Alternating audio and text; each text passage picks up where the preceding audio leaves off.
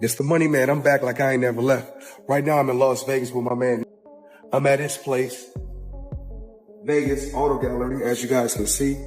This is one of my new toys. You know what's crazy? People are always in my business worried about what I'm doing, what Floyd is doing, what Floyd ain't doing, what I do got, what I don't got. You know where Floyd is rich at right now? What's that? His peace of mind. Floyd Mayweather finally responds to Stephen A. Smith about the bankruptcy claims and stays true to his bold image. He confidently says, "I'm still arrogant, I'm still flashy, and I still don't care what they say." Mayweather makes it clear that the criticism does not affect him, and he remains proud of who he is. Instead of backing down, he uses the moment to highlight how he continues to live the life he wants despite what others say about his finances or character. His words show that he stands firm against the opinions of those questioning his success. So, I know you guys want to talk about real estate. Only thing I'm doing is answer the questions. That is a real estate question. Okay, so out of 48 years, I'm 48 years old, and I've never sued a media outlet. The media outlet throughout my life has bashed me, talked bad about me, spoke bad about my family. Now, I've always been judged because how I have presented myself when I'm promoting a fight. You cannot judge me for entertaining the people when I'm promoting a fight. Judge me for the person that you know. You can't judge me if you don't know me. So that's no different from people in this room may want to do a deal with me. But if someone going out there putting lies on my name, putting lies on me and my team and my family and hurting my business, we're not talking about millions. We're talking about billions of dollars. We can't do that. So this is my first time ever filing a lawsuit against a media company. As Stephen A. Smith criticized Floyd Mayweather, saying that nobody can have what they want every time and people should learn to compromise. Mayweather stood firm. His bold words reflected his refusal to change for critics as he proudly defended his success, lifestyle, and choices without apology or regret. I'm a guy that believes in being in the middle, meaning open to compromise, understanding everybody can't get what they want. Vinny, you seem like if you can't get everything you want, you pissed. So damn it, it's all or nothing. That's not reality. You go to work every day, Patrick Bet David tells you everything you want to hear and gives you everything you want, and he never says no to you. I know Patrick Bet David a little bit. I sincerely doubt that's reality. But you deal with it, don't you? That's how it goes. That's how it goes. WAC 100, who has long been connected to the business side of boxing and entertainment, stepped in to defend Floyd Mayweather against all the recent accusations. According to him, people have misunderstood the scale of the deals Floyd makes. He clarified that in transactions as big as the $42 million property portfolio, it is common for the buyer's name to remain hidden due to legal and strategic reasons. WAC emphasized that Floyd is not broke, nor is he bothered by the rumors. Instead, Mayweather remains focused and at peace, knowing the truth behind his financial moves. He continues to operate on a level where only the results matter, not the noise from critics. Details in terms of what's happening. Floyd is definitely not broke. Floyd is wealthy. You and I are broke compared to Floyd Mayweather. Definitely. We're like essentially homeless compared to Floyd Mayweather. Floyd's one of my business partners. I just got off the phone with him on our way here, literally. You know where Floyd is rich at right now? What's that? His peace of mind. When I send him things, like I send you things when it's pertaining to you, when he gets the time, he'll call me and he say, "Hey, Wack, what's that?" And I tell him, he said, that's nonsense. He said, well, as long as they trying to figure me out, they not gonna be able to figure out what they need to do. And he continues to move. I will say this without saying too much, that I've seen him pass on some big deals based upon the business he already has on the table. But again, I've been to his home. I talk to him regular. He's my business partner.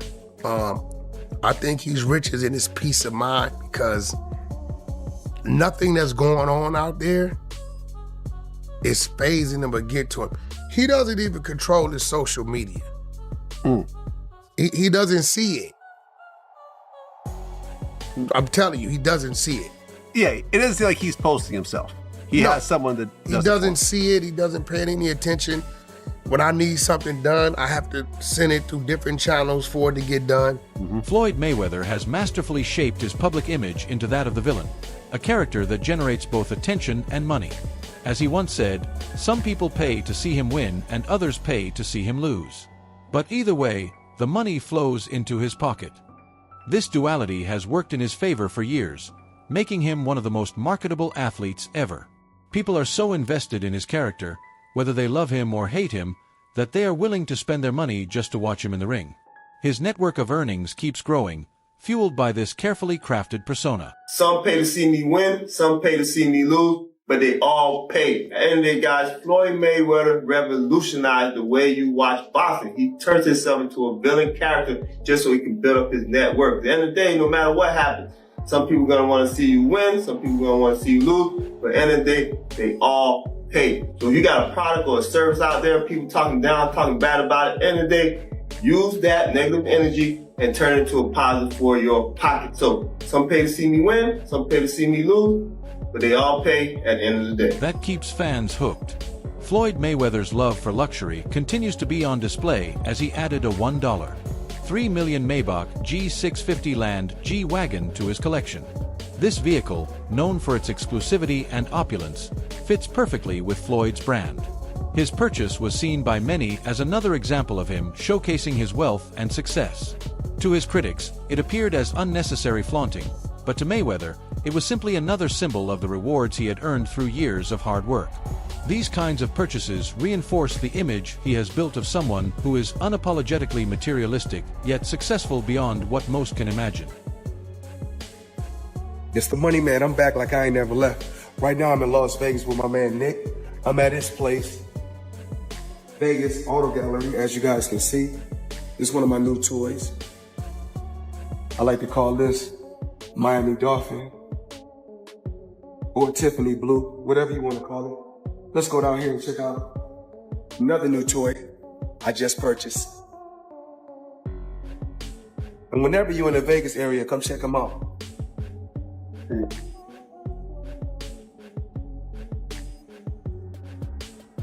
So this toy right here, Toys R Us. I like to call this the Italian Stallion. Kind of remind me of Rocky Balboa. One more toy. Porsche. We like to call this one right here, White Girl Wasted.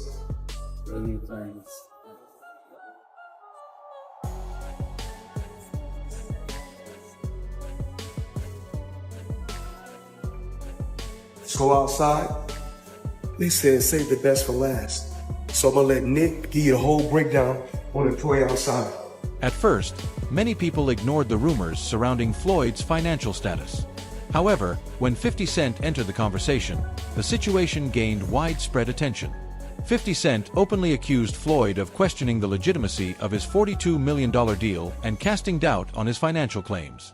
With 50's massive following and reputation for speaking his mind, his words fueled even more debate about whether Mayweather's public image matched his true financial reality. This added a new layer to the ongoing narrative as fans and critics alike started to question how much of Floyd's success was real and how much was just part of the show. In the description where y'all can watch that in full, and as we have already seen, 50 Cent has been very involved in critiquing, taking shots at Floyd Mayweather, and when this came across his desk, he did nothing other than that. If that's the case, it's going nowhere because you didn't do the deal, champ. He must have named the writer separately to make him have to pay his own legal team. The champ is mad, and 50 most definitely promoted his brands and everything with that because 50 Cent has came into question about this deal that Floyd Mayweather has struck, showed his real estate businesses, and people started diving into it. Floyd Mayweather has been defending it, but I just realized he put this $100 million lawsuit in against Business Insider saying that they have been going at him for a long time now. coming at his family, coming at his team, and saying these derogatory things and defaming him, so he won $100 million. The suit lost in the Southern District of New York names Insider Inc. and reporter Daniel Geiger as defendants. It is centered around reporting by Geiger about real estate deals Mayweather Jr. publicly discussed, including an agreement to buy a 62-building Manhattan apartment portfolio. Geiger reported in late March that there is no evidence that there has been a sale. According to the lawsuit, Geiger embarked on a campaign of harassment and defamation categorized by aggressive and misleading journalism that not only distorts the truth, but seems driven by a deep-seated bias against Mr. Mayweather's success. It claims that Geiger refused to review documentation proving the deals in question happened, and suggests that there's a racial component to the reporter's work.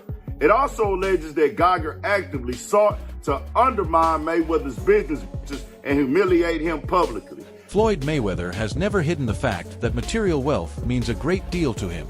In his interviews and social media posts, he often highlights his cars, jewelry, properties, and cash. For Floyd, these possessions are not just symbols of success. They are the actual measures of it. He believes in the power of money and has built his brand around the idea that financial dominance is what sets him apart. This openness about his values has drawn both admiration and criticism.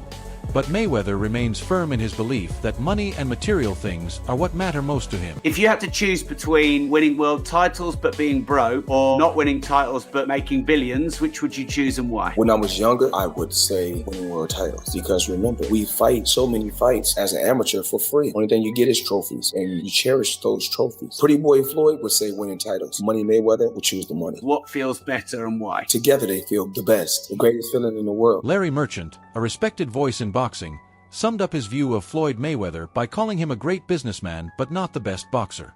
Merchant argued that Floyd's perfect record of 50 wins and no losses was impressive on paper, but lacked the kind of inspiration that other legendary boxers provided.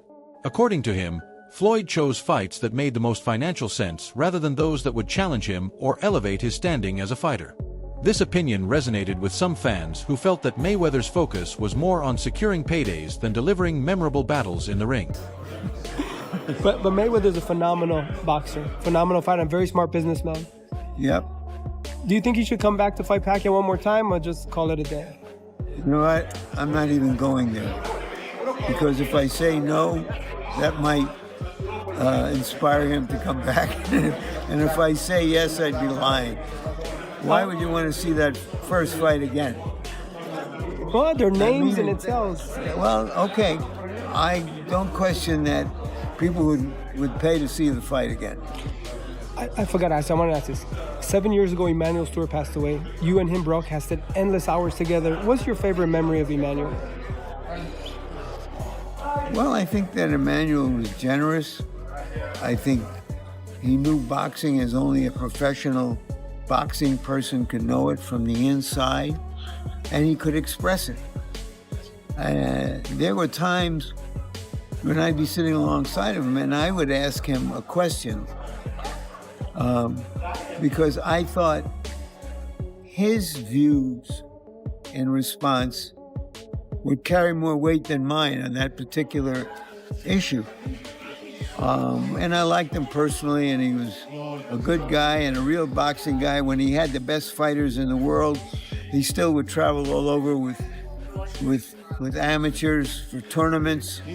And he was a real boxing lifer. A great person. He will be missed, of course. Larry Merchant, if fans want to keep up with you, are you on social media at all? I'm not. I'm a bit of a Luddite where social media is concerned. But I do watch the big fights on television in my den, and I do commentary there from my friends. Once celebrated as the richest athlete in the world, Floyd Mayweather now finds himself at the center of accusations that question his wealth and integrity. What makes the situation more complex is how some people have turned the issue into a conversation about race. They claim that Floyd is being targeted unfairly, portrayed as a scammer or fraud simply because of his background and success. This narrative has stirred emotional reactions, with many arguing that the attacks on Mayweather are not just about money, but about attempting to bring down a successful black man who has defied expectations. There are also voices who believe that the accusations against Floyd Mayweather have merit. According to them, Floyd has been exaggerating his wealth and deals in order to maintain the image of Money May. This character, built over years of displays of wealth and bravado, has become central to his identity. Critics argue that to keep this image alive, Floyd has had to continue capping or pretending to have more than he really does. For them, the lawsuits and doubts about his property deals are just the latest signs that the rich man image might be more illusion than reality. Magic. Sonnen isn't alone either, with financial lawsuits, unpaid jewelry bills, and the crypto scam lawsuit haunting his name. The money brand seems to be leaking from all sides. Yay! Yay! Untouchable wealth in boxing. Turned luxury into a lifestyle. Turned his nickname Money into an entire identity. But the private jets and million-dollar shopping sprees, cracks in that image are beginning to show, and they're showing faster than anyone expected. Mayweather is broke, but no one's openly saying it yet, except his old rival. Wow. I don't understand. Why the need to package these things Africans, black people do, packaging. They appear to be, why do you want to appear to be rich instead of be rich? I'm not into this. I mean, you just propaganda. He's just said he bought 400 million deal with the 62 flats in New York, and none of them were real. Why do you feel the need to embarrass yourself like that? Just live your life and enjoy. Nobody cares how much Bugatti you got. Nobody cares about how much Ferrari or how much watch your watch cost, 18 million, whatever. Nobody cares. These are all liabilities. As soon as you buy the watch, you can't sell it for 18 million again. It's not physically possible. It's not an asset. He's gonna go bankrupt soon. But anyway, I wish him all the best. It is what it is. Sugar Shane Mosley offered sharp criticism of Floyd's approach to his career, suggesting that Mayweather was more concerned with protecting his undefeated record than truly challenging himself. Mosley claimed that Floyd avoided fights that could put his perfect record at risk, instead choosing opponents in situations where he stood to gain both financially and reputationally. This strategy allowed Mayweather to maintain the persona of an unbeatable winner, all while continuing to rake in huge amounts of money. For Mosley and others, this approach was smart from a business point of view, but lacking in the competitive spirit that defines the greatest boxers. Floyd Mayweather, though, is a legendary athlete. And you just said what makes a legendary athlete is the one who wants to compete. He's notorious for dodging fights when they should happen. Floyd is so afraid to lose, and he grew up in a different era. So he's, in the era that I grew up in, it was who was the best, and I will fight anybody, doesn't matter who's in my way. Right. Floyd's era, and what he created was, okay, we're not gonna lose. If we lose, then everything's messed up. So he wanted to win so bad, and keep his O so bad until he would wait till the guys would be at the right time or weight or age or whatever, past their prime, or even coming too young. So he waited for the right time to go in there and do what he had to do. But he's a winner. He wants to win. So whatever it takes, not just in the ring, but outside the ring, he's gonna win. He wants to win, but he doesn't want to compete. I think that it was just that he wanted to win. He wanted to have the only person to have the O and leave out like that, with just having no loss. That's killing boxing. It's a different way of thinking about it. It's his way. He did very well in the way he fought, and he made a lot of money. And it very well could have killed the sport a little bit, that type of style. But I think that's come back around where people now, you see good fights. I mean, Deontay Wilder and even as Floyd Mayweather continued to promote his image as Money May, he faced financial challenges that raised questions about the reality of his wealth. One notable example was his dispute with the IRS. Despite his status as one of the highest paid athletes in history, Floyd reportedly owed a large sum in taxes when he retired. He claimed to have paid it off, but the situation provided fuel for critics who doubted his financial stability. People mocked him, asking how someone so rich could find themselves in that position. For them, it was another piece of evidence that perhaps Floyd's image and reality were not as perfectly matched as he wanted the world to believe. Hey, so Floyd just keep trying to flex on us, man. Floyd, we know you got that bad. Floyd Mayweather reveals he's paid $18 million in taxes to the IRS. This is what I owe in taxes while I'm retired. So he said, just imagine what he was paying when he was activated. He paying $20 million while he retired. He probably was paying 50, 60 million when he was activated. Nearly $100 million, man, that's crazy. Just before I paid that light $1 million in change for the little Super Bowl stuff, I'm talking about the little, I had to pay the IRS, aka Uncle Sam, $18,047,000. This is what I owe in taxes while I'm retired. So just imagine what I was paying when I was activated. Hey, I can only imagine, brother. Keep winning, though. Keep winning. Keep doing your thing. Hey, you deserve it. You the number one. Ain't lost not now fight. Hey, can't knock the man. But hey, follow for more. Let me know what y'all think. That's it for today's video. Stay tuned. Until next.